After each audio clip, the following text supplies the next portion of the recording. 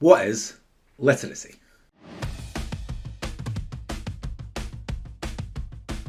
So in education, there's lots and lots and lots of focus on literacy. You see it in your kids' reports, you hear about it all the time. The word itself is actually used in lots of other contexts as well. We hear about political literacy or technological literacy and things like that.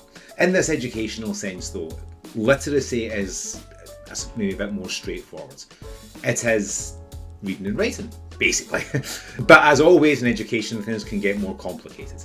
So literacy specifically is about understanding and expressing when it comes to, the written words, so reading and writing. There's this other, concept that we call oracy, and it's about all that stuff but to do with spoken language. But there's lots of overlap between the two and everything. So when it comes to the curriculum in Scotland, under Curriculum for Excellence, it's all combined basically into one thing, which is literacy.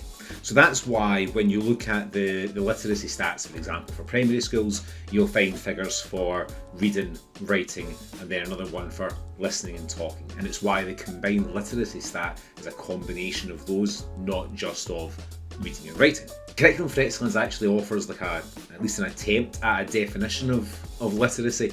It's not great, but since you're here, it defines literacy as, and I'll have to read this, the set of skills which allows an individual to engage fully in society and in learning through the different forms of language and the range of texts which society values and finds useful. It makes it sound more complicated than it is. As I say, that this whole thing about engage fully in learning is about being able to properly read, write, speak, listen, understand. There is something interesting about this thing about a range of texts. So that definition, it used that term, and the range of text is actually helpful to understand what we really mean by literacy now and why it might be different from what people might assume. So the list of possible texts, that includes the things you would expect. It's got your novels and your poems on. In there would also go like reference books and newspapers and magazines and graphs and maps and adverts and advertising generally and posters and instruction manuals. Anything that you need to understand, to take information from, anything that could be a means of conveying information or ideas or something like that to people, that counts as a text, and that opens up our idea of what we mean by literacy. It's not just about reading books and writing essays, it's about this whole ability to understand and engage with information and to convey information and ideas and express feelings and present arguments. All of that, written and, as I say, spoken, comes into this idea of literacy. And contrary to the belief of some, literacy is not simply a matter of English in our schools.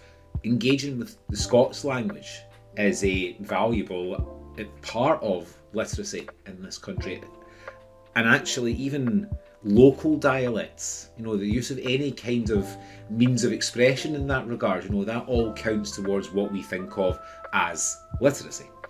So understanding when you think about it, the range and the scale, of the things that we would think of as texts, maybe helps to understand why literacy is now something that's seen as being the responsibility of all, or you hear a lot of talk about literacy across the curriculum.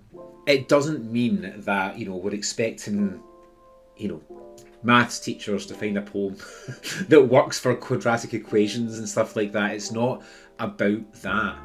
But once you understand that literacy is about this understanding, even understanding sets of instructions and then being able to give sets of instructions, you can see how it would start to tie into even subjects like maths or sciences. You could have a chemistry class that's learning about the different types of reactions.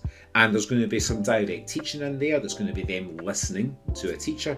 And then you're probably going to have maybe some research using like reference text and posters and internet information where you're reading to understand and process information.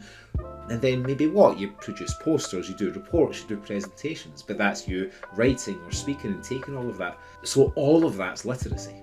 And these are the examples that you can see right across the curriculum, and that is, at least in principle, is the idea behind how literacy is supposed to sit within the Scottish curriculum. So the idea that you'll see these literacy skills everywhere, that you'll be able to find ways to allow young people to engage with literacy basically at every conceivable opportunity in education, everywhere from English classes that I used to teach, through to techie workshops and stuff like that. All the same principles would apply, because literacy is simply, in an educational sense, I suppose, the foundation not just of learning, but of then being able to take anything that you've learned, to take all these different parts of yourself and make some kind of contribution back to the society in which you live.